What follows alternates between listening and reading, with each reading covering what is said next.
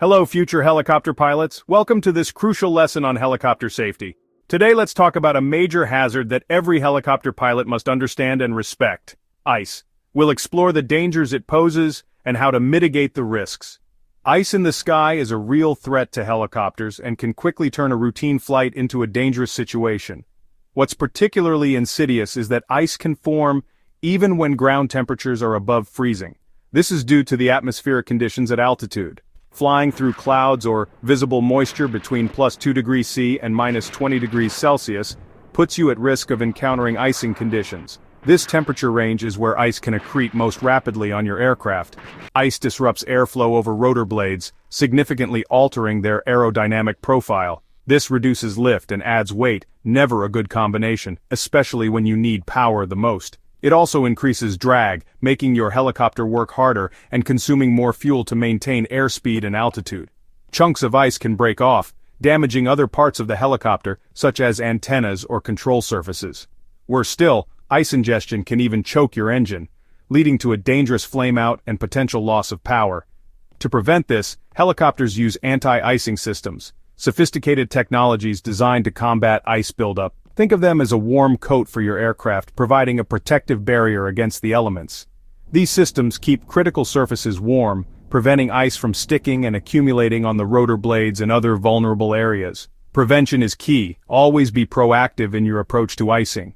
De-icing, which removes ice after it forms, is a backup measure, used when prevention has failed or wasn't possible. It's not your first line of defense and should only be relied upon when absolutely necessary. Understanding and respecting icing conditions is crucial for safe flight and requires careful planning and awareness. Know what anti-icing systems your helicopter has, understand their limitations, and know how to use them effectively. Smart decisions and thorough preparation are your best tools for avoiding and managing icing encounters. In some regions or altitudes, particularly mountainous areas, you'll definitely encounter icing conditions at certain times of the year. Being prepared with the right knowledge and equipment is absolutely essential for these types of flights. Ice isn't just a little frost. It's not something to be taken lightly. It's a serious threat to performance and safety and can quickly escalate into an emergency situation. Even a thin layer of ice can have dramatic effects on lift, drag, and overall aircraft performance.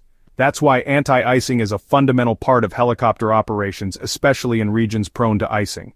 We'll explore how these systems work, their capabilities and their limitations. We'll also cover how you can use them effectively to stay safe and maintain control in icing conditions. Remember, prevention is always better than dealing with a problem in the air, especially when it comes to ice. Respect icing, know your systems inside and out, and always make smart, informed choices based on the weather conditions and your aircraft's capabilities. Let's dive deeper into the world of protecting helicopters from ice and learn how to keep yourself and your passengers safe. Your safety and the safety of those around you depends on it. So let's get started and equip you with the knowledge you need to fly safely in icing conditions. The engine is the beating heart of your helicopter, the source of all its power and capability, and in certain conditions, ice becomes its most formidable enemy. It's a silent threat that can quickly compromise engine performance. Ice accumulating in the engine intake can severely restrict or even completely block the crucial airflow needed for combustion. Worse still, ice can break off within the engine and cause significant damage to delicate internal components like compressor blades. This internal damage can lead to a noticeable and potentially dangerous loss of engine power. In the worst-case scenario, it could even result in complete engine failure, leaving you with very few options. That's why most turbine helicopters are equipped with sophisticated engine anti-ice systems. These systems are designed to proactively keep the engine inlet area sufficiently warm. This is most commonly achieved by bleeding hot, compressed air directly from the engine's compressor section. This heated air is then carefully ducted and channeled to the engine's nose cone, and often to the critical inlet guide vanes located at the front of the engine. This constant warmth prevents ice from adhering to these surfaces and disrupting airflow. As a pilot, it's crucial to activate the engine anti-ice system proactively well before actually entering visible icing conditions. Don't make the mistake of waiting until you actually see ice forming on the aircraft. By then, it may be too late. Your helicopter's flight manual is your definitive guide and will clearly specify the precise conditions under which engine anti-ice should be used. Typically this involves activating the system when the outside air temperature is at or below +5°C, especially when visible moisture is present in the air. While some advanced systems are fully automatic and engage without pilot input, the vast majority of helicopters require the pilot to manually activate the system by flipping a dedicated switch in the cockpit. It's important to remember that using engine anti-ice does come with a slight performance penalty, as it reduces the engine's available power. It also leads to a corresponding increase in fuel consumption, which can impact your flight range. However, when it comes to safety, there should be no compromise. The benefits of protecting your engine from ice far outweigh the small performance trade-off. Always adhere strictly to your helicopter's specific procedures and checklists regarding anti-ice usage. Never underestimate the potential dangers of icing. Engine flameout due to ice ingestion is a very real and serious threat. Consider engine anti-ice as a critical safety system, just like your seatbelts or emergency locator transmitter.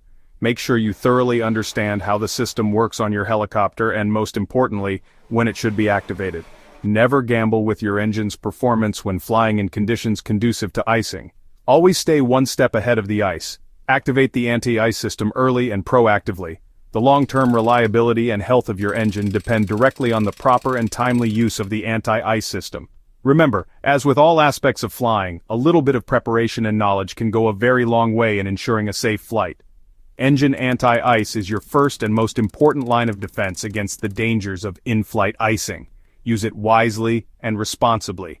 By keeping your engine safe from ice, you're ultimately keeping yourself safe. Now, let's shift our focus and move on to the specific considerations for piston engines. Piston engines, while reliable, face a unique and often underestimated threat: carburetor icing. This insidious phenomenon can occur even when conditions seem ideal for flying. Carb ice can form even on warm, humid days when you least expect it, not just in freezing weather. It's a testament to the complex thermodynamics at play within the engine. Inside the carburetor, air speeds up dramatically as it passes through a venturi, causing it to cool rapidly, and fuel evaporation, essential for combustion, drops the temperature even more, further exacerbating the risk, sometimes below freezing, even when the outside air temperature is well above. This can cause ice to form inside the carburetor, restricting the crucial flow of air and fuel, restricting airflow and reducing engine power, potentially leading to a dangerous situation. To prevent this, helicopters are equipped with a vital system: carburetor heat, drawing warm air, typically from around the exhaust manifold, to raise the carburetor's temperature. When you suspect carb ice is forming, or even as a proactive precaution, apply carb heat. It melts any existing ice that may have accumulated and prevents new buildup from occurring. Signs of carb ice include a gradual loss of RPM, indicating a decrease in engine efficiency, or a drop in manifold pressure, accompanied by rough engine running. If you notice these telltale signs, apply full carb heat immediately to address the issue. The engine may run rougher briefly as the ice melts and disrupts the fuel-air mixture, but keep the heat on until it smooths out and the engine returns to its normal operating condition. Only use carb heat when needed, as it bypasses the air filter and uses unfiltered air. Avoid prolonged use on the ground to prevent dust and debris ingestion into the engine. Carburetor heat is a simple but vital system for maintaining the health of piston helicopters. Know the symptoms of carb ice and act quickly to mitigate its effects. Prevention through vigilance and proper technique is always better than recovery from a carb ice-induced emergency. Carb ice can sneak up on you with little to no warning. Stay alert and monitor your engine instruments closely. Use carb heat as your shield, your first line of defense against this hidden hazard. Let's look at rotor system anti-icing systems next. Ice on rotor blades is extremely dangerous. It reduces lift ad's weight and can cause severe vibrations. Uneven ice buildup or shedding can throw the rotor out of balance, making the helicopter hard to control or even damaging it. Chunks of ice can strike the tail rotor or fuselage, causing further damage. Some helicopters, especially larger ones, have rotor blade anti-icing systems with electrical heating elements in the leading edges. These systems heat the blades, preventing ice from forming or sticking. They require a lot of electrical power and are complex, using slip rings and controllers to manage heating cycles. You'll find these systems mainly on helicopters certified for flight into known icing, FICI. Most small training helicopters don't have them. Even with anti-icing, there are limits to what icing conditions a helicopter can handle. Never push those limits. Rotor icing is a critical emergency. Know your helicopter's capabilities. Avoid icing conditions if you're not equipped. Rotor anti-icing is advanced technology, but pilot judgment is always your best defense. Let's talk about airframe anti-icing. Ice can also form on the windshield, antennas, landing gear, and stabilizers. A frosted windshield can blind you during approach or landing. Many helicopters use electrically heated windshields or chemical sprays to keep your view clear. Other surfaces like stabilizers or sensors may have electrical heating or inflatable boots. Comprehensive airframe anti-icing is usually found on larger helicopters certified for more severe weather. Smaller helicopters often have only pitot heat. Always know your helicopter's equipment and its limitations. Let's see why pitot-static heat is so important. Your airspeed, altitude, and vertical speed instruments rely on the pitot-static system. If the pitot tube or static ports ice over your instruments can give dangerously false readings. Pitot heat uses an electrical element to keep the tube above freezing, preventing blockages. Always turn on pitot heat before takeoff in cold or moist conditions, and before entering clouds. Some helicopters also have heated static ports. Pre-flight checks must include inspecting the pitot tube and static ports for obstructions. Test pitot heat if your manual allows. Never take your flight instruments for granted. Keep their sensors clear. Pitot heat is a simple but vital anti-icing tool. Use it proactively, not reactively. Reliable instruments are essential for safe flight. Don't risk flying blind. Use pitot heat. Now let's clarify anti-icing versus de-icing. Anti-icing systems prevent ice from forming. They're proactive like sunscreen before sunburn. Examples include engine bleed air pitot heat, heated windshields and rotor blade heaters. Carburetor heat, when used preventatively, is also anti-icing. De-icing systems remove ice that's already formed. They're reactive. De-icing boots, found mostly on fixed-wing aircraft, crack and shed ice after buildup.